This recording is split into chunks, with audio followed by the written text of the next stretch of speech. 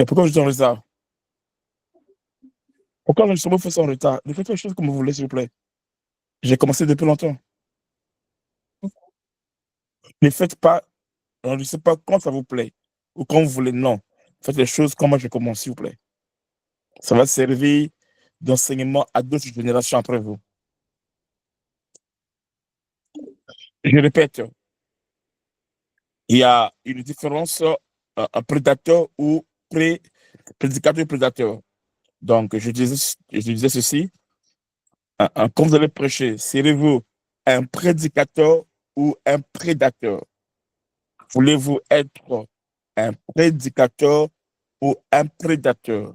Je disais, qu'est-ce qui différencie un prédicateur d'un prédateur? Comment reconnaître que celui qui prêche là est un prédicateur ou c'est un prédateur? Un, je dis, un prédicateur cherche la gloire de Dieu, mais un prédateur cherche sa propre gloire. Il y a des gens qui sont venus à la prédication pour chercher leur propre gloire. Et ils finissent par devenir des prédateurs.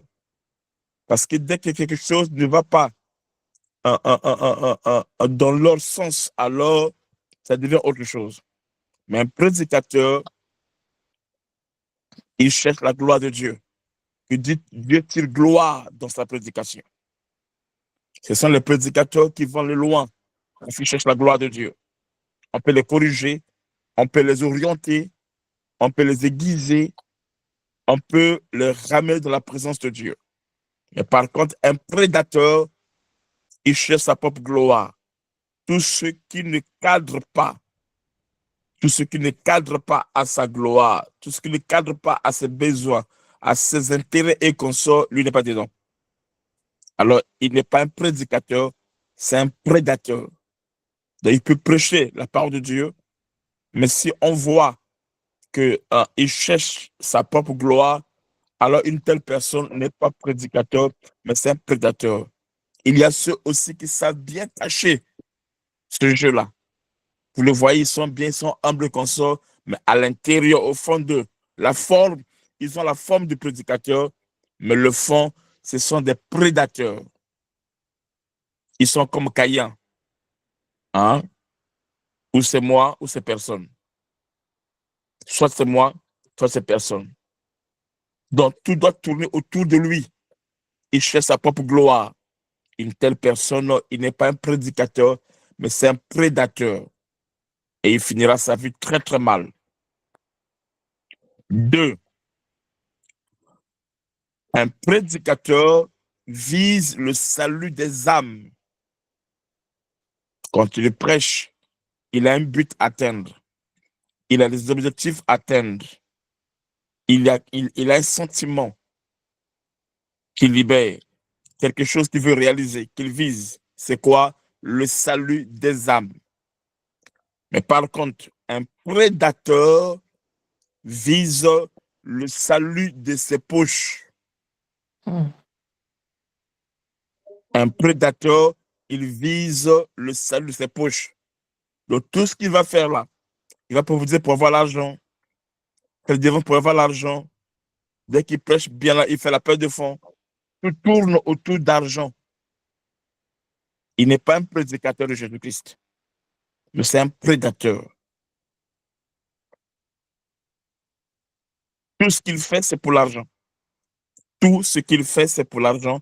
Ça me dérange les gens qui viennent en retard. Ça passe pas avec moi. Vous venez comme vous voulez, c'est pas normal. C'est pas sérieux, vraiment. Ok, on va continuer.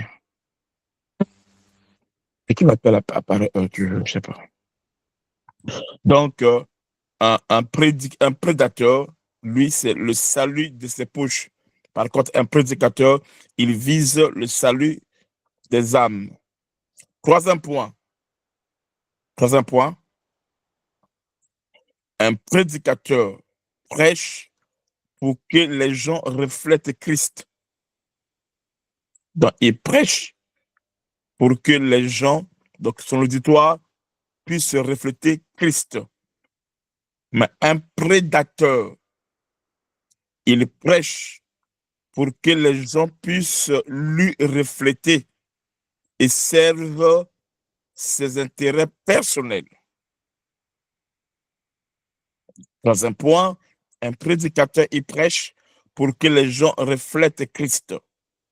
Mais un prédateur, il prêche pour que les gens dans l'auditoire puissent lui refléter lui et ses intérêts personnels. Attention, il y a quelque chose que je dois bien clarifier.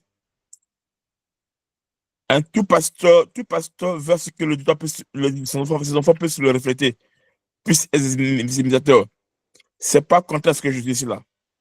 Mais par contre, un prédateur, lorsqu'il veut que les gens puissent le refléter lui, c'est afin de soutirer, afin d'atteindre ses intérêts personnels qui n'ont rien à voir avec Dieu, ni la parole de Dieu, ni les choses de Dieu. J'espère que vous me comprenez. Quatrième point. Un prédicateur prêche avec un réel fardeau. Un prédicateur, il prêche avec un réel fardeau, lequel le dépeuplement de l'enfer et l'accroissement du royaume de Dieu. Donc, un prédicateur, il prêche avec un réel fardeau qui est le dépeuplement de l'enfer et l'accroissement du royaume de Dieu. Mais un prédateur prêche pour la diminution d'autres églises et la croissance de son église. Je dis ceci, je répète, un prédicateur prêche prêche avec un réel fardeau. Quel est ce fardeau-là? C'est le dépeuplement de l'enfer, de l'évangélisation, gagner les âmes, et l'accroissement du royaume de Dieu. Même quand son église croit, lui, il ne va pas, si son église a une croissance, il ne va pas seulement en termes d'église locale, mais il voit en termes du royaume de Dieu. Il évangélise les âmes pour le royaume de Dieu. Quoique c'est une église qui le reçoit, oui. Mais par contre, un prédateur, quand il prêche, il veut que son église puisse croître. Il peut même voler les âmes d'autres églises. La diminution d'autres églises, lui, ça lui fait, il est dans la joie. Il est content. Et la croissance de son église, c'est ce que lui veut. Tout pasteur veut que son église puisse croître, ce qui est normal. Mais un prédateur, il fait ça avec des intérêts égoïstes, charnels. C'est un prédateur. Ce n'est pas un prédicateur.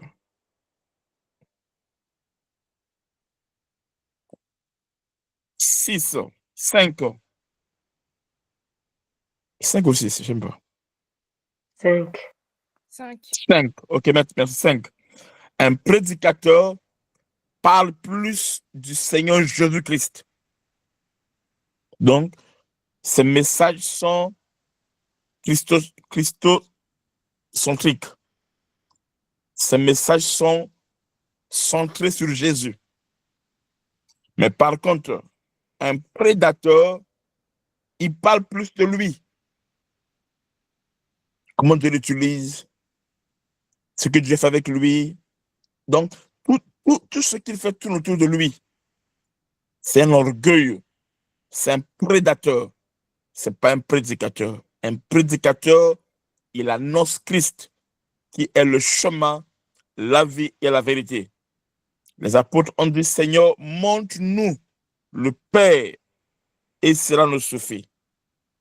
Jean-Baptiste a dit, voici l'agneau de Dieu. Il montre l'agneau. Est-ce que vous me comprenez? Amen. Amen. Ça se passe comme ça là. Ce sont les signes qui ne le trompent pas. Les gens peuvent t'acclamer, qu'on sorte, tu rigoler, l'église, le ministère. Mais si Christ n'est pas au centre, si c'est toi, les miracles, les prophéties, les délivrances, la connaissance de la parole et tout ça là qui est au centre, c'est-à-dire que ça tourne sur toi, tu deviens un prédateur et non un prédicateur. Un prédicateur parle plus du Seigneur Jésus-Christ, mais un prédateur parle plus de lui.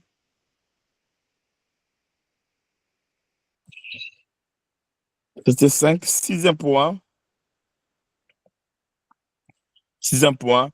Un prédicateur a comme motivation le changement de la vie de son auditoire. Un prédicateur a comme motivation le changement de la vie des gens, de la vie de son auditoire. Mais un prédateur a comme motivation le changement de sa vie sociale à lui.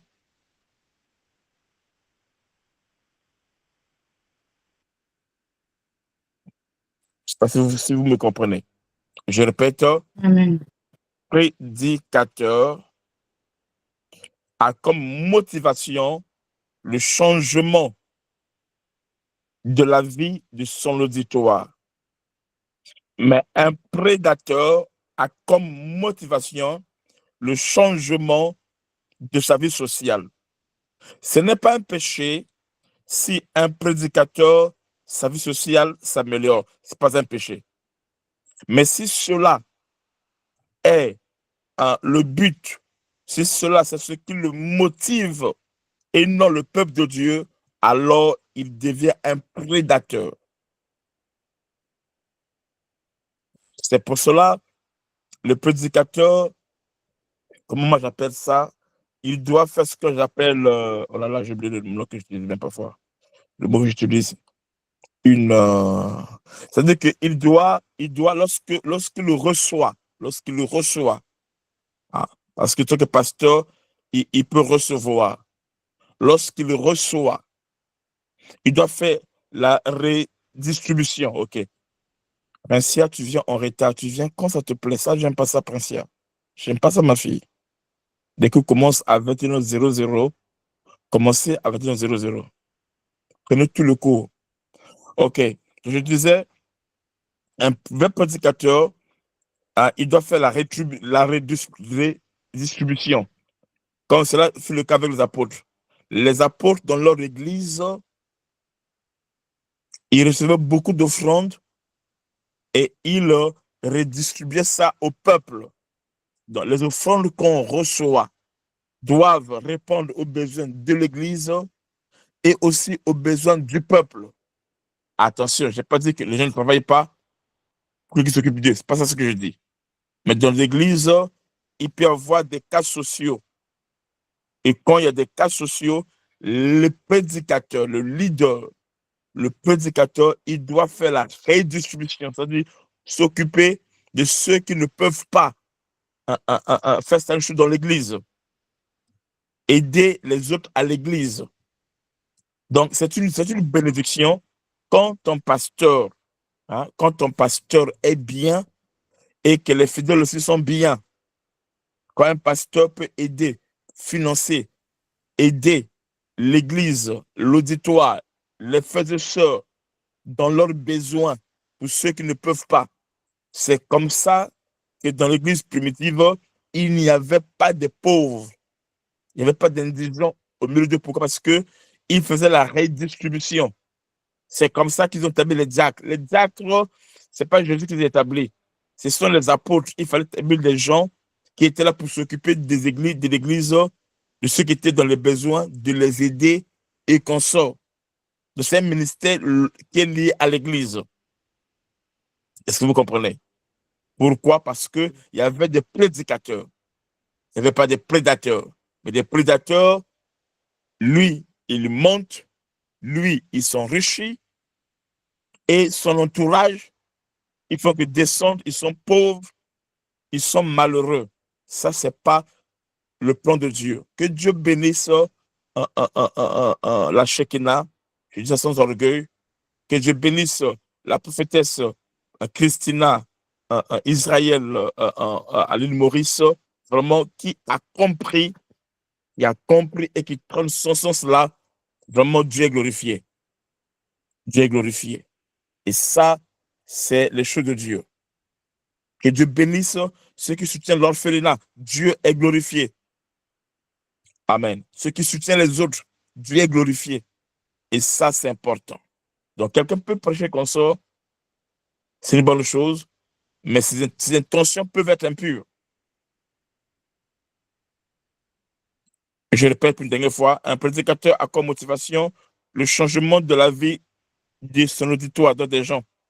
Mais un prédicateur, un prédateur a comme motivation le changement de sa vie sociale. Ça, c'est pas de Dieu.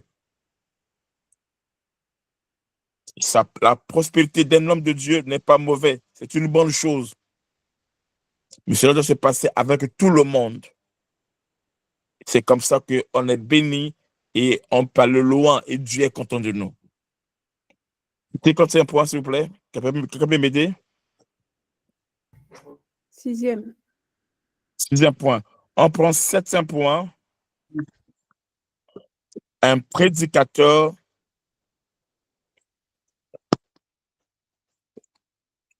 il parle pour édifier.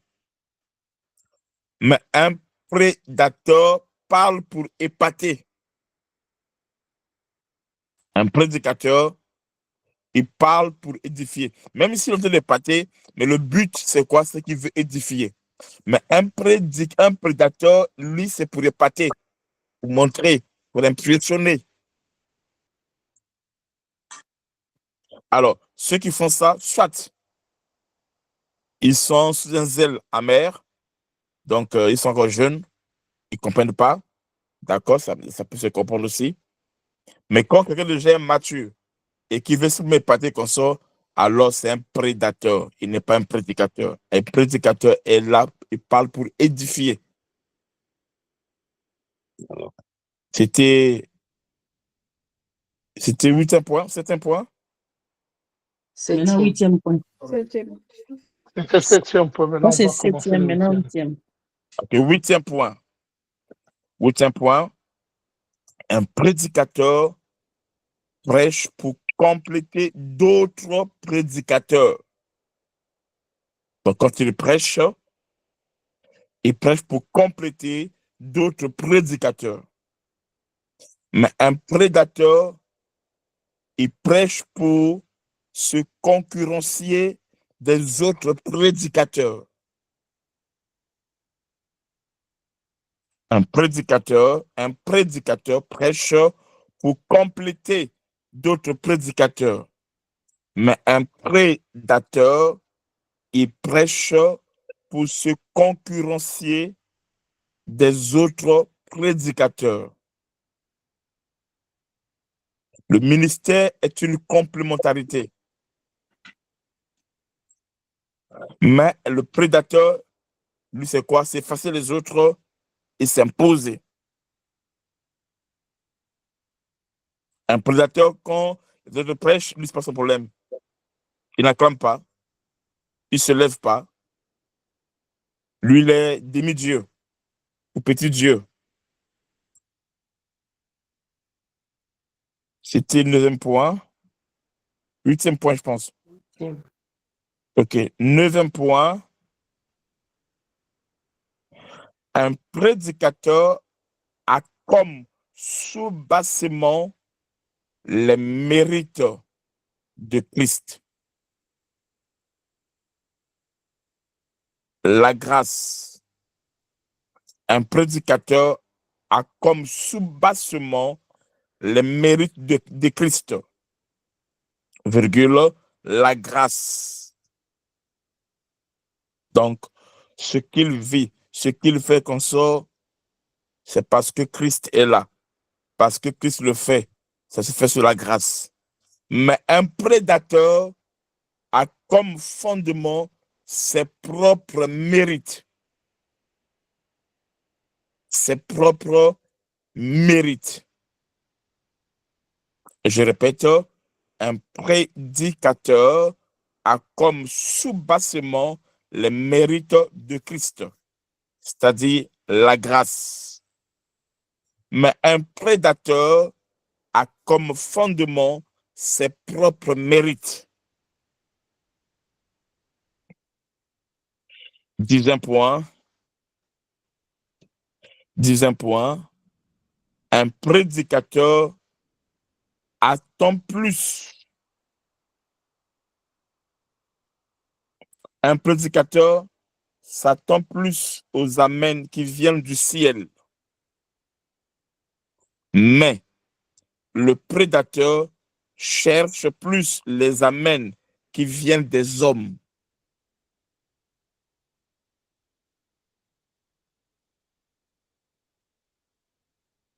Qui viennent des hommes. Dernier point, 11e point. Un prédicateur est et reste toujours connecté à son père spirituel ou à son mentor avec humilité. Un prédicateur reste toujours connecté à son père spirituel ou son mentor avec humilité.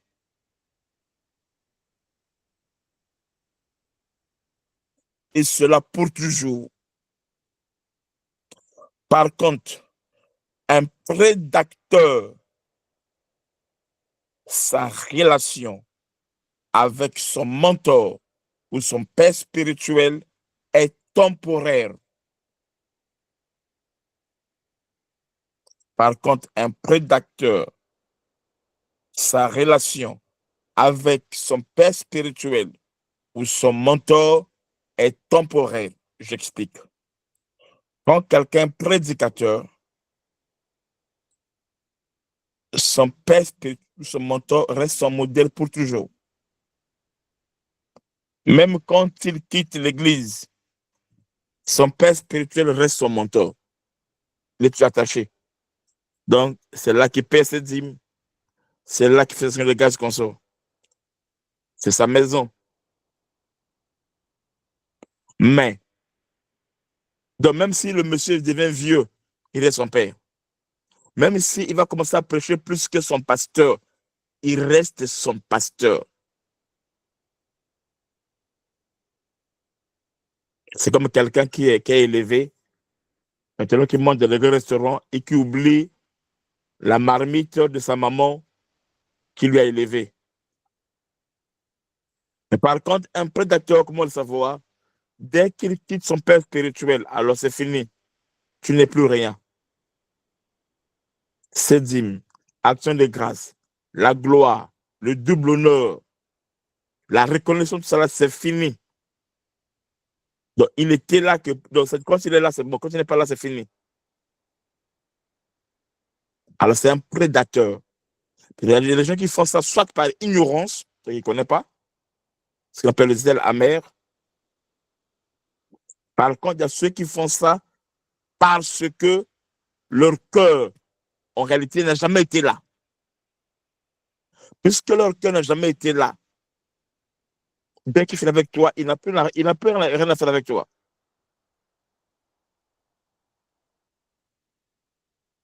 C'est comme un pasteur, et il est resté dans une église pendant plus de 7 ans, 8 ans, 12 ans, je ne sais pas combien de temps, 10 ans, 7 ans, 9 ans, comme ça. Et il quitte l'église, il va ailleurs, ça. Il me demande, quel est ton père spirituel? Il dit, j'en ai pas. Au moment que pendant 7 ans, 8 ans, 10 ans, quelqu'un était son père. Une telle personne n'est pas un prédicateur, c'est un prédateur. C'est-à-dire que père par rapport à l'apparence, à l'extérieur, et non avec son cœur.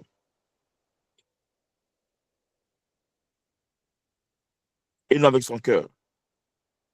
C'est pour cela, malgré tout ce que Dieu fait avec moi, mon père spirituel reste mon père spirituel.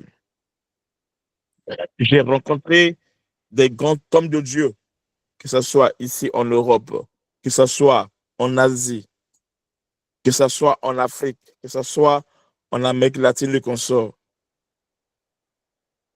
Mais aucun de ces personnes ne peut prendre la place de mon père spirituel, de mon mentor. Et cela est très important. En toi, il y a ces prédispositions.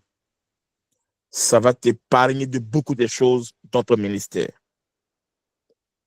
Tu seras sur le bon chemin et tu iras très, très loin. Parce qu'en toi, il y a un bon fond. Il y a une bonne forme. Il y a des bonnes prédispositions. Faire ce que tu parles loin. Et Dieu soit glorifié. Amen. Amen. J'espère que nous comprenons. Amen. Amen. J'espère que nous comprenons un peu et que ces messages nous font du bien. Ok, alors, on va commencer notre message rapidement pour aujourd'hui. Ça, ce sont les introductions que je donne juste avant de faire chaque cours. On avait promis de parler sur le choix du thème. C'était ça où on s'est arrêté le samedi. Le choix du thème. Le thème, notre grand thème, notre grand titre, le choix du thème. Notre grand titre pour aujourd'hui, le choix du thème. Allons-y. Le thème, c'est quelque chose pour lequel vous pouvez, vous ne devez pas jouer avec. On ne doit pas jouer avec le thème.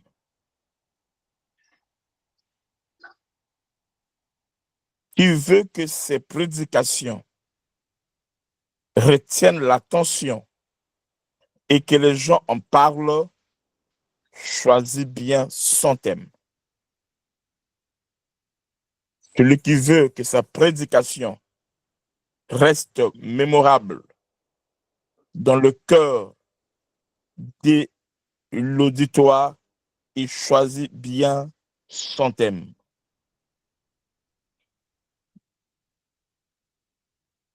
Le thème suscite l'attention.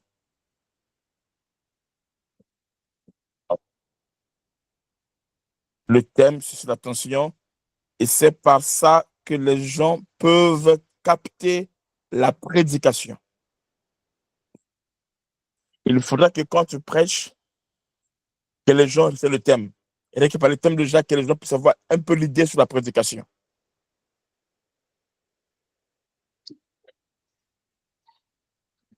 Le thème, c'est ce qui peut orienter une prédication.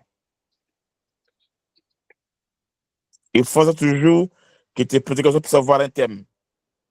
Ça va t'aider d'être dans le sujet, de ne pas aller ailleurs.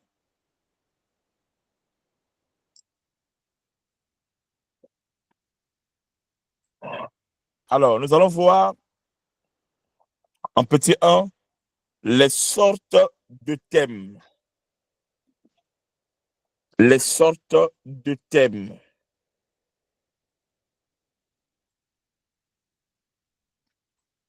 Les sortes de thèmes.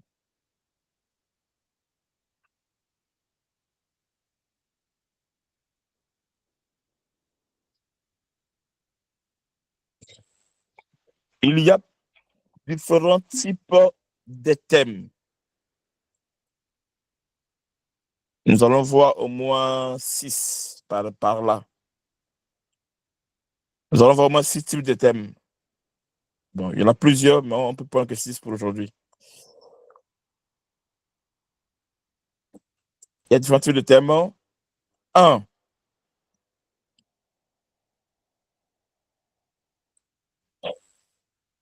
Il faut trouver dans le texte l'expression sur laquelle tu vas insister.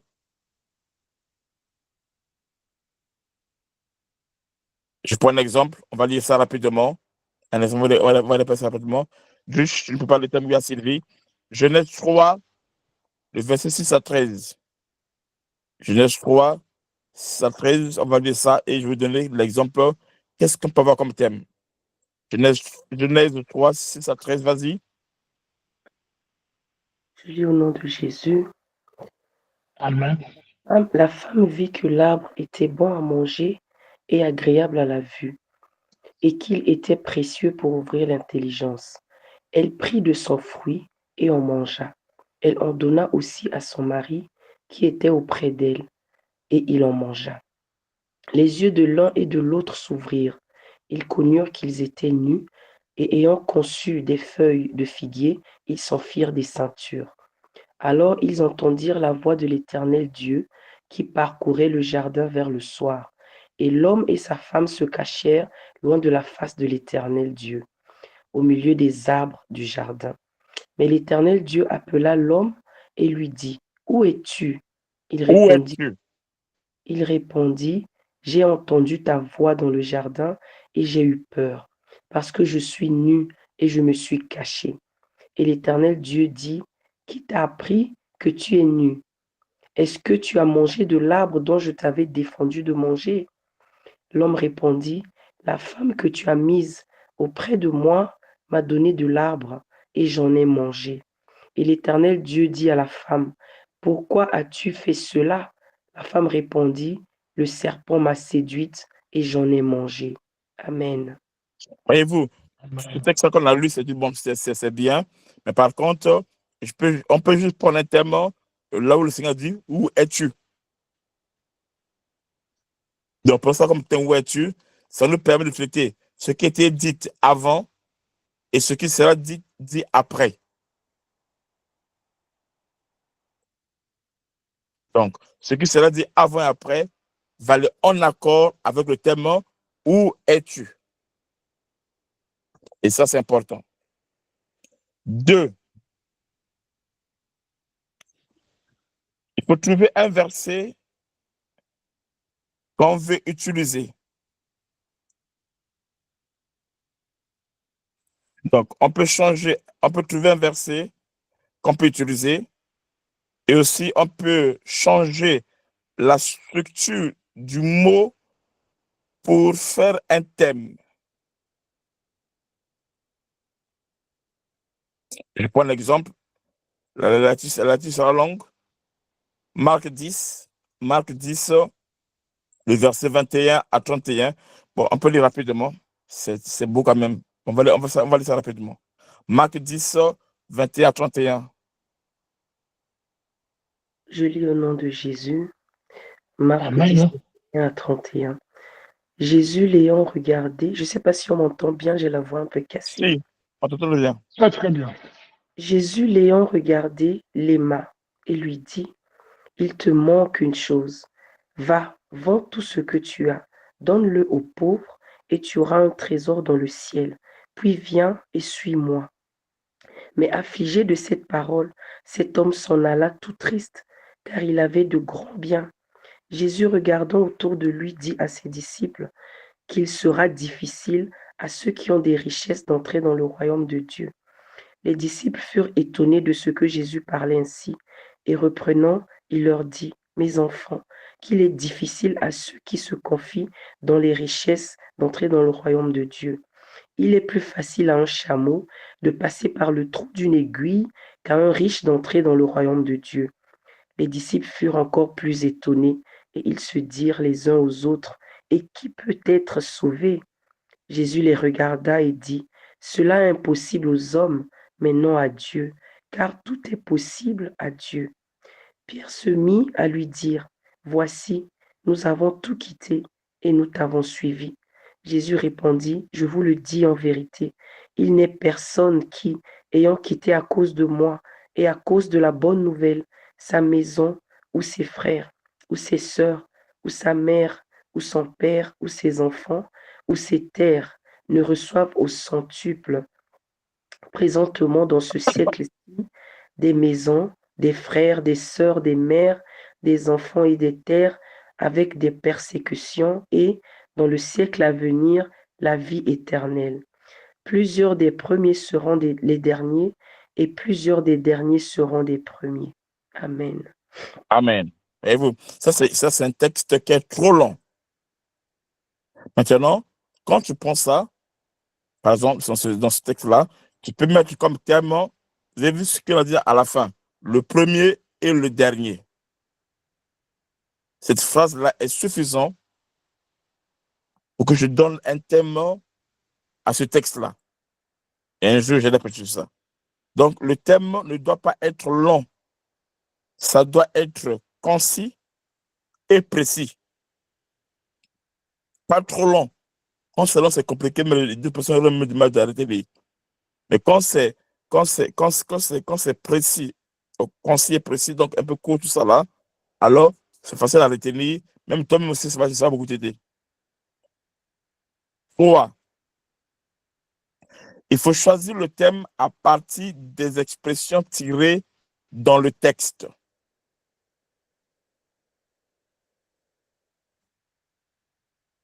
Vous lisez ça dans Psaume 84, le verset 1 à 12. On a prêché sur ça et le thème était le bonheur du seuil. Un jour, on en parlera. Le bonheur du seuil. Psaume 84, le verset 1 à 12. On ne va pas lire à cause que c'est trop long. 4. Il y a le thème ironique. Donc, quand tu parles, ça fait rire, c'est un peu bizarre, mais c'est merveilleux. C'est quand tu exploites maintenant que les gens verront la beauté du message. Je donne un exemple d'un thème comme ça là. Un esclave libre. Un esclave libre. Comment c'est un esclave, mais qui est libre comme lui? Un esclave libre. Un jour aussi, on va prêcher là-dessus. Vous allez mieux comprendre de quoi je peux parler là-dessus. Pas gagner de temps. 5. Le thème philosophico-religieux. Amen. Un thème qui pousse à beaucoup réfléchir comme ça. D'un exemple, Genèse 3. Ça, on va le faire rapidement. 6 à 13. Genèse 3, 6 à 13. Vas-y. Rich, il y a Sylvie, quelqu'un qui peut lire. Allez-y. Genèse 3, 6 à 13. Au nom de Jésus, la femme vit que l'arbre était bon à manger et agréable à la vue. Et il est 6 à 13, papa, c'est ça? Vas-y. Oui. Excusez-moi. La femme vit que l'arbre était bon à manger et agréable à la vue et qu'il était précieux pour ouvrir l'intelligence. Elle prit de son fruit et en mangea. Elle en donna aussi à son mari qui était auprès d'elle et il en mangea. Les yeux de l'un et de l'autre s'ouvrirent. Ils connurent qu'ils étaient nus et ayant conçu des feuilles de figuier, ils s'en firent des ceintures. Alors ils entendirent la voix de l'Éternel Dieu qui parcourait le jardin vers le soir. Et l'homme et sa femme se cachèrent loin de la face de l'Éternel Dieu, au milieu des arbres du jardin. Mais l'Éternel Dieu appela l'homme et lui dit, où es-tu? Il répondit, j'ai entendu ta voix dans le jardin et j'ai eu peur, parce que je suis nu et je me suis caché. Et l'Éternel Dieu dit, qui t'a appris que tu es nu? Est-ce que tu as mangé de l'arbre dont je t'avais défendu de manger? L'homme répondit, la femme que tu as mise auprès de moi m'a donné de l'arbre et j'en ai mangé. Et l'Éternel Dieu dit à la femme, pourquoi as-tu fait cela? La femme répondit, le serpent m'a séduite et j'en ai mangé. Amen. OK.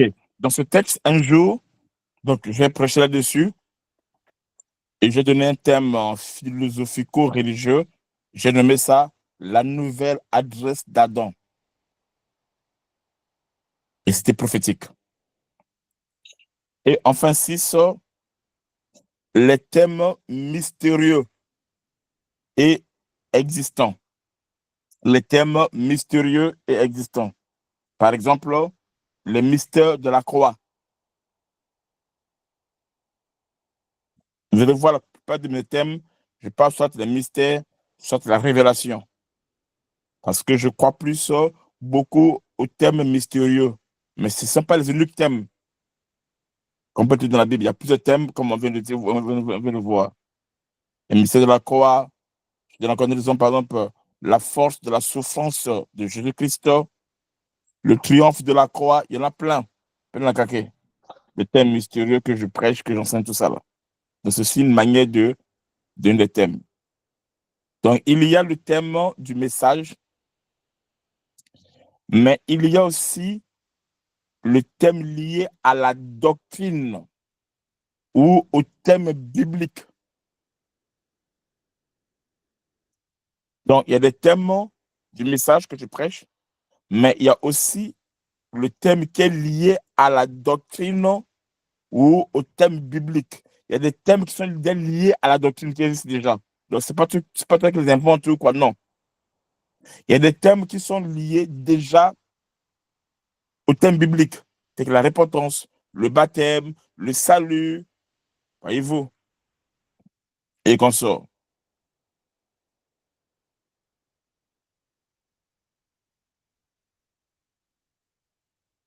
Il y a des thèmes bibliques, par exemple, la justification, le salut, la prière, la rédemption.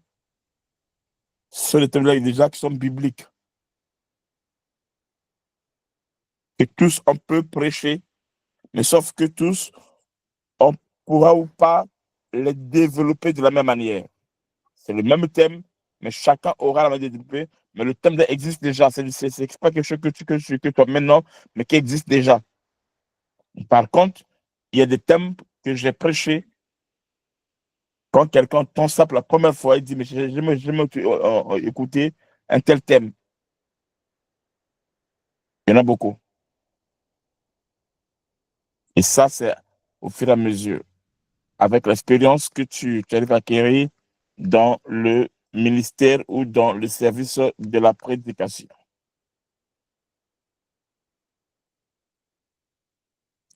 Toutefois, les thèmes bibliques peuvent aussi faire l'objet des thèmes du message. Les thèmes bibliques, c'est quoi? C'est les thèmes que tu as connus déjà. Donc, c'est connu. Comme quoi? Comme la repentance, la justification, la sanctification, le baptême du Saint-Esprit, le baptême, le salut, la prière. Voyez-vous, c'est un thème biblique. Mais les thèmes qui sont liés au message sont les thèmes que toi, tu apportes. OK? Donc, lorsque tu donnes un thème qui impacte, n'oublie pas que nous sommes des prédicateurs de la parole de Dieu. Certains thèmes, pour raison d'éthique, ne peuvent pas être exploités par raison d'éthique. Le thème doit être le résumé de ton message. Donc, le thème doit être le résumé de ton message. Le thème doit être le but de ton message. Le thème doit être le point fort de ton message.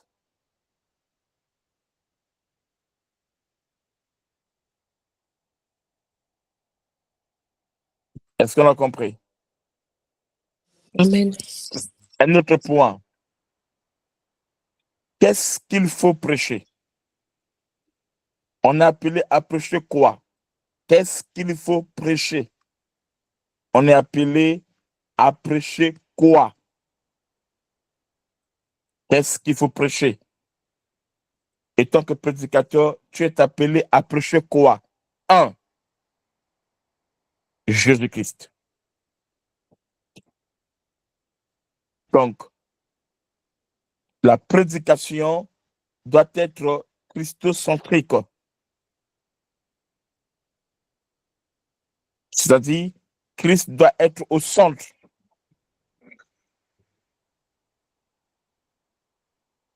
C'est-à-dire, voici l'agneau de Dieu. Donc, on l'a appelé à prêcher Jésus-Christ. On ne prêche pas un autre prophète. On ne prêche pas un homme. On ne prêche pas un pasteur, ni l'église. Jésus-Christ est notre message. On verra ça, comment faire sortir Christ dans n'importe quel texte de la Bible. On verra ça avec vous dans la suite des enseignements. Donc, soyez calme. Mais retenez que la prédication doit être christocentrique, c'est-à-dire centrée sur Christ. Car c'est Christ qui est le thème central et principal de la Bible.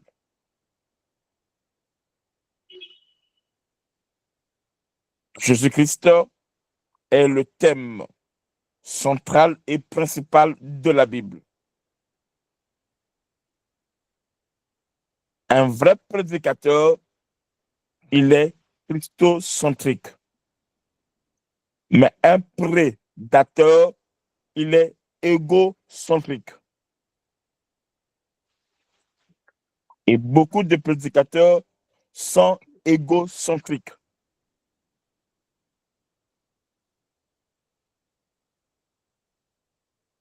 C'est-à-dire, ils mettent l'homme au centre du message. Ils se mettent lui-même ou son église, son ministère au centre du message. C'est pas mauvais de parler de lui, de soi. C'est pas mauvais de parler de son église. Mais ça ne doit pas être l'objectif principal, le thème central. Non.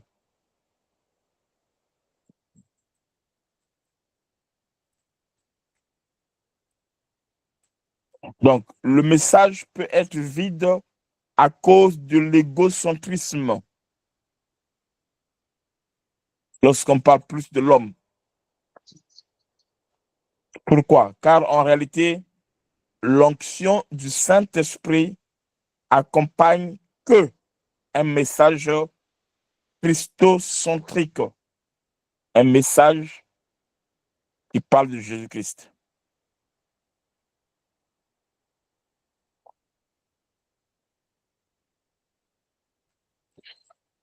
Un prédicateur authentique prêche Jésus-Christ.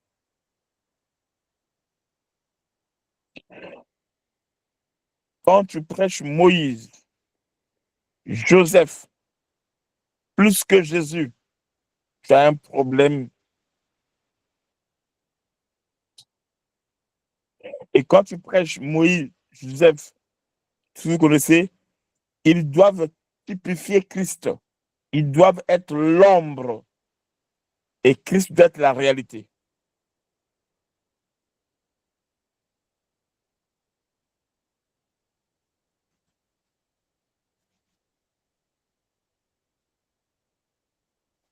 Plus vous prêchez Jésus-Christ,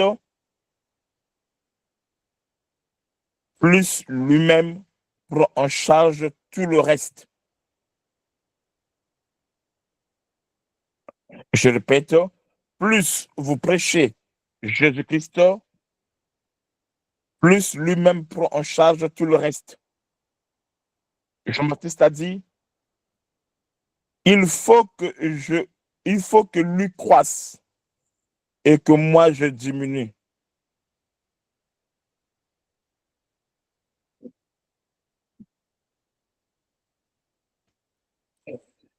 Il semble aussi important de signaler que toute la Bible ne tourne qu'autour du Seigneur Jésus-Christ.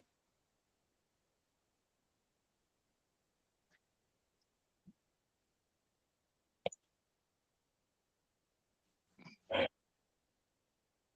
faut retenir que l'ensemble de la Bible ne tourne qu'autour du Seigneur Jésus-Christ.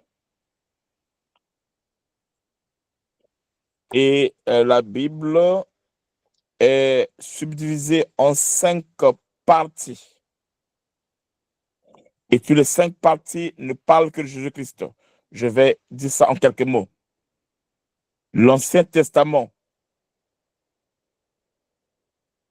n'est autre que la préparation. C'est l'ombre des choses à venir. Donc la préparation. L'Ancien Testament. Ça préparait l'arrivée de Jésus-Christ.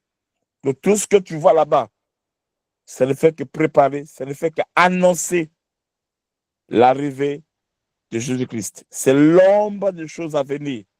Tout l'Ancien Testament.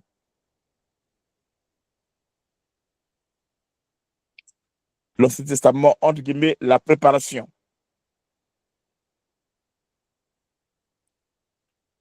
Les évangiles. Quand on parle des évangiles, on parle de la manifestation de ce qui était annoncé dans l'Ancien Testament a été manifesté dans les évangiles. Emmanuel, Dieu est parmi nous.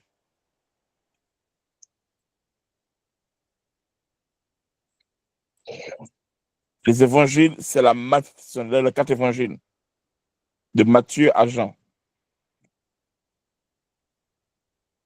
3, les actes des apôtres. Les actes des apôtres, c'est la propagation ou les témoignages. Dieu veut faire de nous des témoins. Donc, actes des apôtres, c'est la propagation ou les témoignages. 4, les épîtres. Les épîtres, ce sont les explications. D'abord, on explique les choses. Tous les épîtres, ce sont que des explications.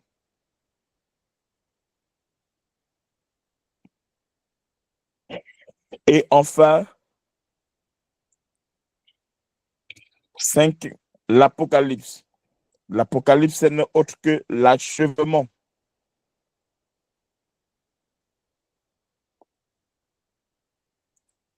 Donc, ce qu'il faut prêcher, 1, c'est Jésus-Christ. 2, on prêche quoi? 2, prêcher sur le Saint-Esprit. Qu'est-ce qu'il faut prêcher? 1, Jésus-Christ. 2, le Saint-Esprit.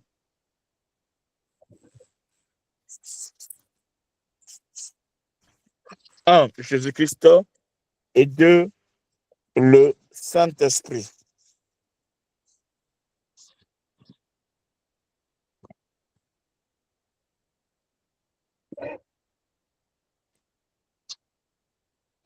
Donc, le sens du message ou de la prédication, c'est Jésus-Christ. En prêchant sur le Saint-Esprit, il faut le lier à Jésus-Christ. Je ne sais pas si Tamara est là. Je réponds à la question. Est-ce que Tamara est là? Est-ce que Tamara est là? Tamara, tu es là? Je ne pense pas. Je réponds à la question qu'il m'a posée aujourd'hui. Donc, 1, on prêche Jésus-Christ. Et 2, on prêche sur le Saint-Esprit. Maintenant, n'oubliez pas toujours que le son du message reste la prédication. C'est Jésus-Christ. En prêchant sur le Saint-Esprit, il faut le lier à Jésus-Christ. Car Christ dit ceci, il dit que le Saint-Esprit a été envoyé en son nom par le Père et qu'il devrait enseigner et rappeler toutes les paroles en Jésus-Christ, les paroles de Jésus-Christ. Je peux lire ça rapidement dans Jean 14, 26. Maman Jacqueline, il faut lui envoyer ce cours-là. Comme ça, il aura la réponse à sa question. Jean 14, 26. Maman Sylvie, quelqu'un peut lire, s'il vous plaît? Jean 14, 26. Je lis au nom de Jésus, Jean 14, verset 26. Mais le consolateur, l'Esprit Saint, que le Père enverra en mon nom, vous Voyez-vous? enseignera toutes choses et vous rappellera tout ce que je vous ai dit. Amen. Ok. Donc, le Saint-Esprit vient au nom de Jésus-Christ. Et quand il vient, il dit, il va vous enseigner toutes choses, il va vous rappeler ce que je vous ai dit. Ailleurs, on dit, il prendra ce qui est à moi et il va vous annoncer. Donc, le Saint-Esprit ne fait rien en dehors de Jésus-Christ. Tout ce qu'il fait est lié directement, intimement au Seigneur Jésus-Christ. Donc, si quelqu'un dit qu'il a le Saint-Esprit et que Christ n'est pas au centre de sa vie, de sa prédication et consort, le Saint-Esprit là, ce n'est pas l'Esprit de Dieu. Si quelqu'un dit qu'il a le Saint-Esprit, qu'il parle de la part du Saint-Esprit, et ce qu'il dit ou ce qu'il fait n'honore pas Christ, n'élève pas Christ, c'est que l'Esprit là n'est pas l'Esprit de Dieu. J'espère que je suis clair. Amen. C'est comme ça. Beaucoup de gens parlent de l'Esprit, tout consort, ou le consolateur, ils pensent que c'est quelqu'un d'autre. Non, c'est Christ. Cela est lié à Christ. Quand on ne sait pas ça à Christ, alors ce n'est plus la Bible. Ce n'est pas un prophète qui va venir, c'est pas, je ne sais pas qui, je ne sais pas si c'est l'un des gens ici là. Non, mais c'est Christ. Donc Christ est le message de la Bible. Et après, c'est quoi? Le Saint-Esprit. Et sauf que l'Esprit là est lié à Christ. 3. On prêche quoi? 1. On prêche Jésus-Christ. 2. On prêche le Saint-Esprit. Et 3. On prêche sur la grâce de Dieu. Nous sommes dans la dispensation de la grâce. Donc, on prêche la grâce de Dieu. Prêcher la grâce de Dieu et non la condamnation.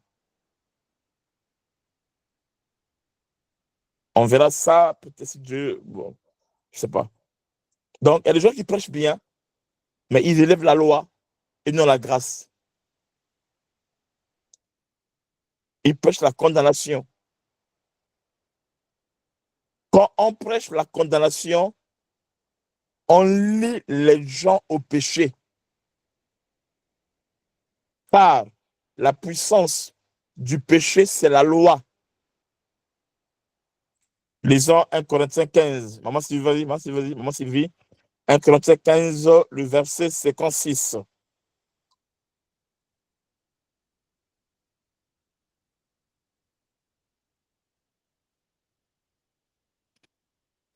Un Corinthiens 15, 56, s'il vous plaît.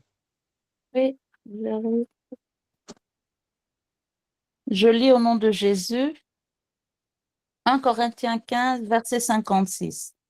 L'aiguillon de la mort, c'est le péché, et la puissance du péché, c'est la loi. Amen. Ok. Voyez-vous? Donc, lorsqu'on prêche la condamnation, on lie les gens au péché. Car la puissance du péché, c'est la loi. Ça se passe comme ça là. Donc, les chrétiens, craignant la colère de Dieu, tandis que les chrétiens évangéliques craignent Dieu à cause de sa grâce. Selon ce qui est écrit, le pardon se trouve auprès de toi afin que l'on te craigne. Nous le craignons, pas par la loi, non. Nous le craignons à cause de sa grâce. On peut craindre Dieu par sa grâce, à cause de la grâce. La Bible dit, le pardon se trouve auprès de toi afin qu'on te craigne. L'apôtre Paul a beaucoup parlé du Dieu d'Abraham. Puisque le Dieu d'Abraham manifesta la grâce à ce dernier. La grâce a commencé avec Abraham. La grâce est plus vieille que la loi. Donc avant, c'était la grâce avec Abraham et consorts, les patriarches. Après la loi, elle venait avec Moïse. Et après la grâce et la vérité sont venues avec Christ. On verra ça dans la suite de notre cours. Donc, en prêchant, nous devons connaître Dieu profondément et ensuite connaître sa position face aux gens dont nous prêchons. Vous allez bien voir ça avec la parabole de l'enfant prodigue. Il faut prêcher la grâce. Pourquoi? C'est le message de l'heure. Nous sommes au temps de la grâce. C'est le message de cette dispensation, la grâce. On a prêché sur la grâce de Dieu. 4.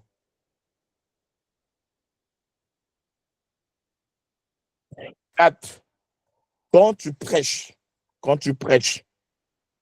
conduis les gens à voir leur futur et leur passé. Conduis les gens à voir leur futur. C'est très important. N'ayons pas le regard sur le passé. Je dis quoi? Conduis les gens à voir leur futur et non leur passé. Conduis les gens à voir leur futur et non leur passé. La force du diable, c'est notre passé, pour nous condamner, pour nous accuser. Et la force de Dieu, c'est notre futur, ce qu'on va devenir. Donc, n'ayons pas le regard sur le passé pour juger, mais ayons le regard dans le futur pour comprendre la situation. Quand ce principe est en toi, tu seras un bon prédicateur qui va mener les gens à se relever, à continuer, à avancer, à chercher Dieu, parce que leur futur est glorieux.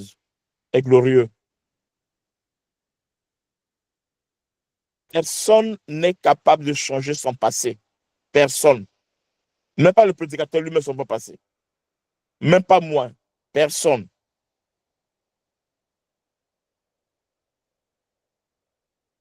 Voyez-vous? Il est comme par exemple l'aveugle-né. Même ceux qui sont mauvais dans le présent, il faut voir ce qu'ils seront dans l'avenir. Il y a des gens que tu vois, il est prostitué aujourd'hui, il est voleur aujourd'hui comme ça, mais dans l'avenir, il peut devenir autre chose.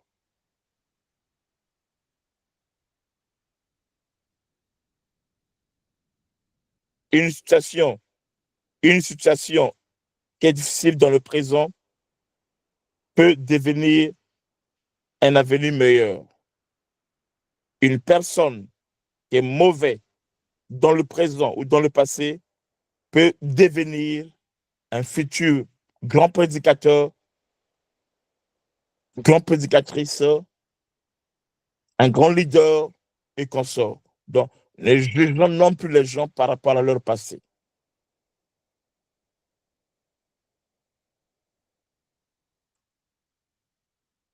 L'homme est un mystère. Le passé, c'est ce qui est connu. Mais le mystère, c'est ce qui est futur. Donc, quand tu prêches, conduis les gens à voir leur futur et non leur passé.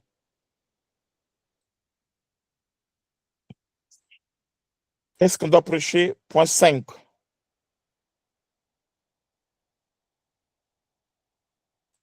Point 5. Conduis les gens à être optimistes et positifs. Conduis les gens à être optimistes et positifs.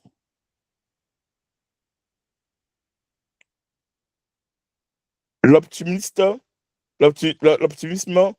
est une expression de foi, de la foi si vous voulez.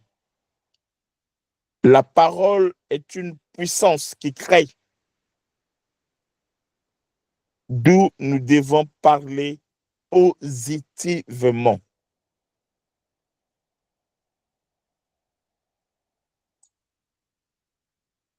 Alors, pour parler de manière optimiste, il ne faut pas dire faire ceci et tu deviendras de telle ou de telle autre manière. Non. Par contre, tu es ceci. Alors, fais ceci. Parce qu'on devient ce qu'on est en Christ. Je vais répéter. Pour parler de manière optimiste, il ne faut pas dire fais ceci et tu deviendras de telle ou de telle autre manière. Non. Mais par contre, tu es ceci. Alors, fais ceci.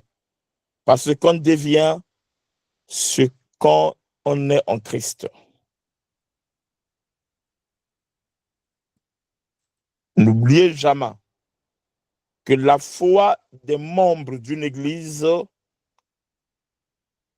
est proportionnelle à ce qui sort de la bouche du pasteur ou du prédicateur. Je répète, la foi des membres d'une église est proportionnelle à ce qui sort de la bouche du pasteur ou du prédicateur.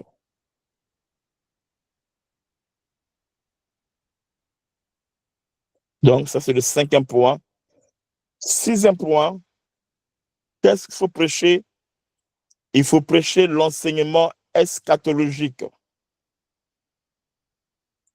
L'enseignement eschatologique, c'est-à-dire tout ce qui est lié à la fin des temps. 6e point prêcher. Qu'est-ce qu'il faut prêcher? 6e point, il faut prêcher les enseignements eschatologiques. Ce qui est lié à l'aspect du retour de Christ doit être senti dans la prédication.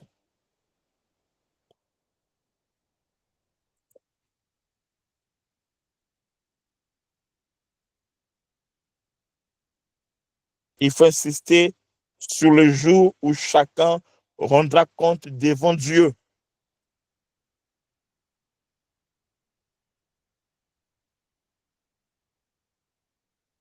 Il faut insister que le ciel et la terre passeront.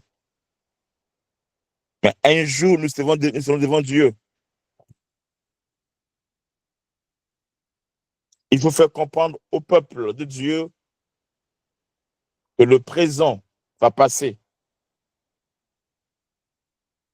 Les maisons, le matin, tout ce que nous avons passera. Mais la parole de Dieu ne passera pas. Un jour, on sera devant le Seigneur.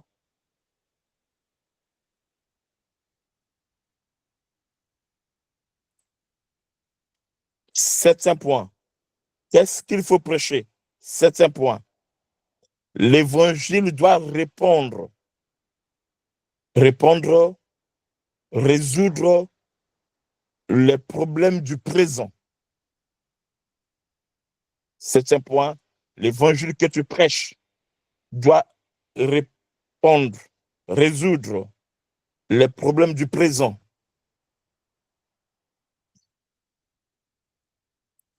C'est-à-dire, la prédication doit tenir compte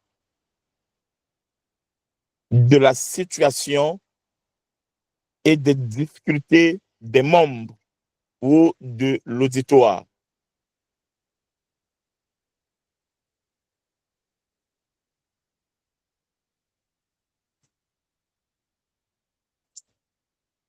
Je répète, la prédication doit tenir compte de la situation et des difficultés des membres ou de l'auditoire.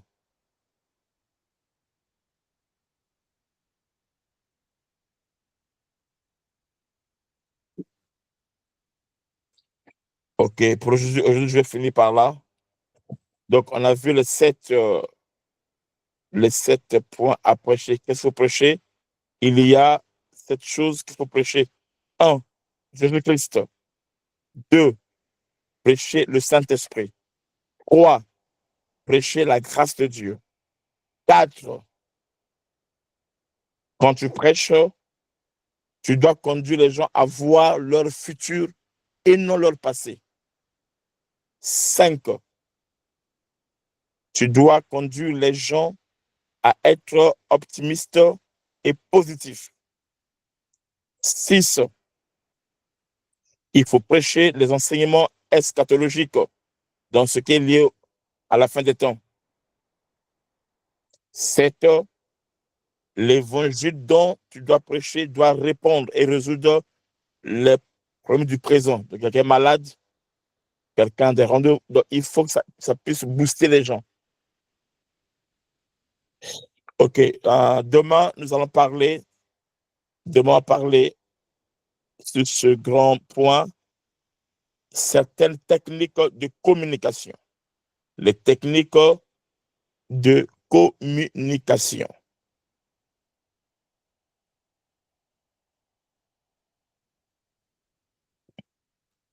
Quand tu prêches, quelles sont les techniques de communication? On verra ça demain à 21h et Dieu nous bénira. Alors, on arrive à la fin. Je dis ceci. Vraiment, je vous demande vraiment d'être ponctuel. D'être ponctuel. Ce ne sont pas que des cours que je donne par envie de donner, non. Mais c'est parce que je crois à votre destinée.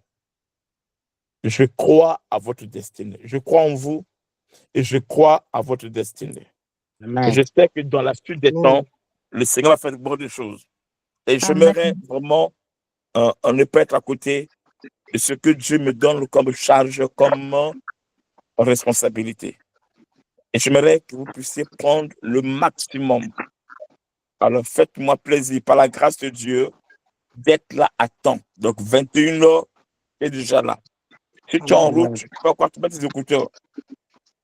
Tu es là et tu essayes de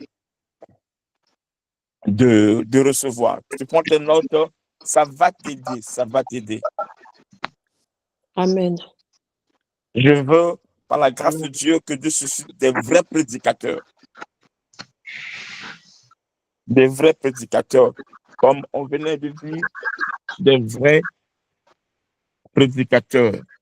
Et cela est possible. Si tu es humble et que tu écoutes les enseignements, tu seras vraiment un vrai prédicateur, une vraie prédicatrice et non des prédateurs. Amen.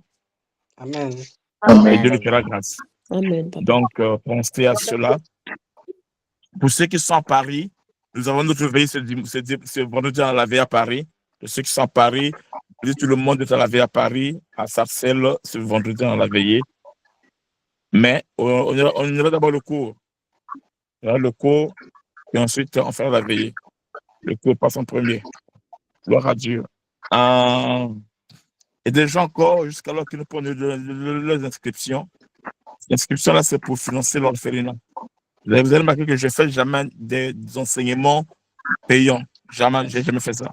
Cette fois-ci, et nous le faisons pour qu'on puisse soutenir l'orphelinat parce qu'on va relever, on va répondre avec les travaux de la construction le mois prochain. Donc, ce que tu dois donner, il faut le faire. Vous voyez la prophétesse Rebecca, pour ceux qui sont à Bruxelles. Vous voyez le pasteur Soraya, pour ceux qui sont à Lille. Et vous voyez la sœur Naomi. La sœur Priscilla voyage, mais la sœur Naomi qui est chante à l'église, c'est elle qui va remplacer la servante de Dieu Priscilla. OK? Et Dieu va nous bénir. Dieu nous bénit. Bon. Donc, en 13, ceux qui sont où il n'y a pas nos églises, vous me voyez moi-même. Ceux qui sont à l'île Maurice, vous voyez la prophétesse Christina Israël. Ceux qui sont à Limoges, vous voyez la prophétesse Jacqueline Yambala, ceux qui sont à Limoges.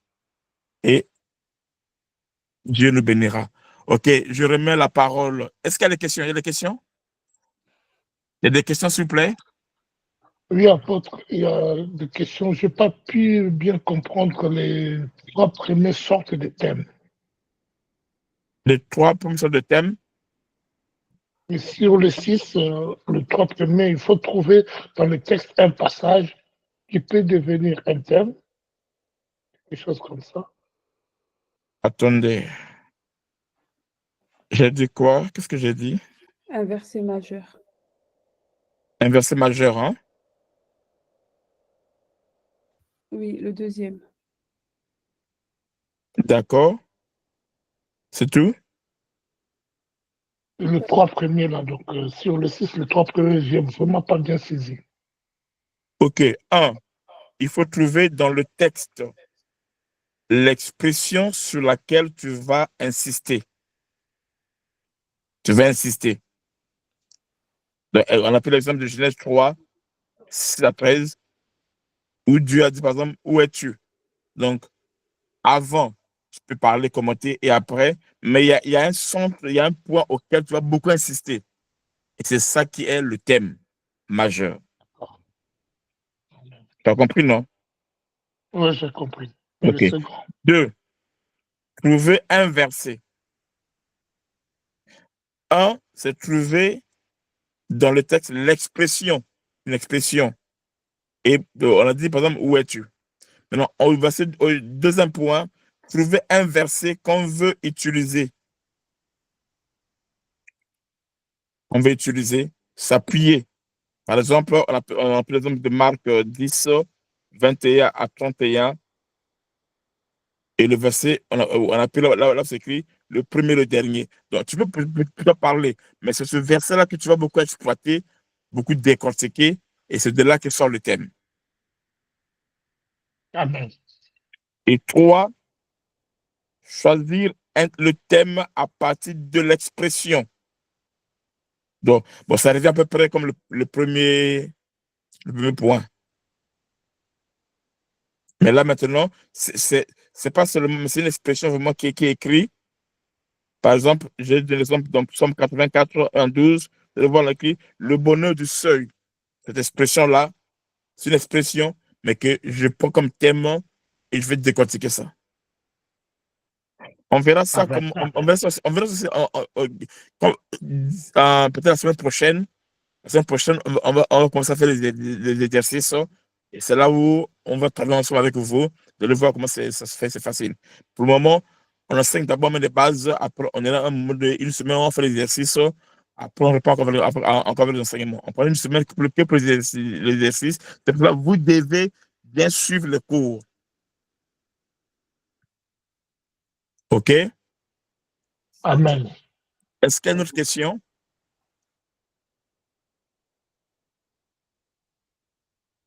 Est-ce qu'il y a une autre question? Non, Est-ce par que le vous moment, avez- non. D'accord. Si quelqu'un a une question, vous posez la question. Est-ce que vous avez compris la différence entre un prédicateur et un prédateur? Amen. Oui, papa, c'était très clair. Oui. Amen. D'accord. Est-ce qu'il y a quelqu'un d'autre question?